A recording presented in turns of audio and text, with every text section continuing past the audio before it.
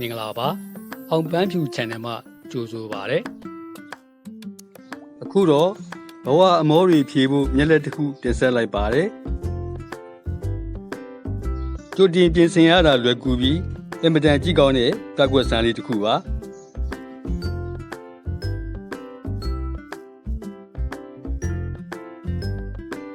ဒီပြကွက်ကရှုပ်ဝက်ချက်နဲ့ကြိုတင်ပြင်ဆင်မှုလေးကိုလည်းဆက်လက်ဖော်ပြလိုက်ပါတယ်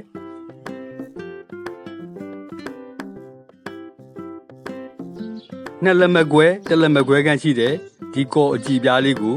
ရေတန့်ဘူးကုန်နဲ့ပြုလုပ်ထားပါတယ်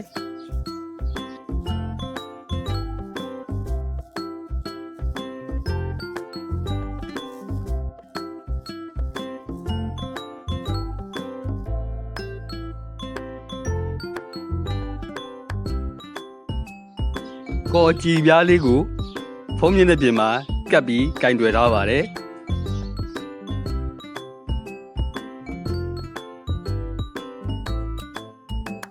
ဖုံးတစ်လုံးရှိရင်ဒီပြကွက်ကိုပြသနိုင်ပါတယ်။ကောအကြည့်ပြားလေးကလည်း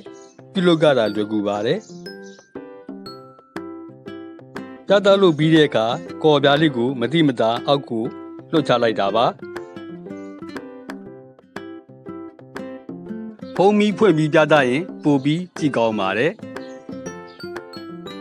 စုပ်ဝက်ချက်ကိုတည်သွားပြီဆိုတော့ဒီပြကွက်ကိုတင်လဲဖန်တီးပြသနိုင်ပါပြီ။ခုတော့ဒီလောက်ပါပဲ။အားလုံးပဲရှင်းလန်းချမ်းမြေ့ကြပါစေ။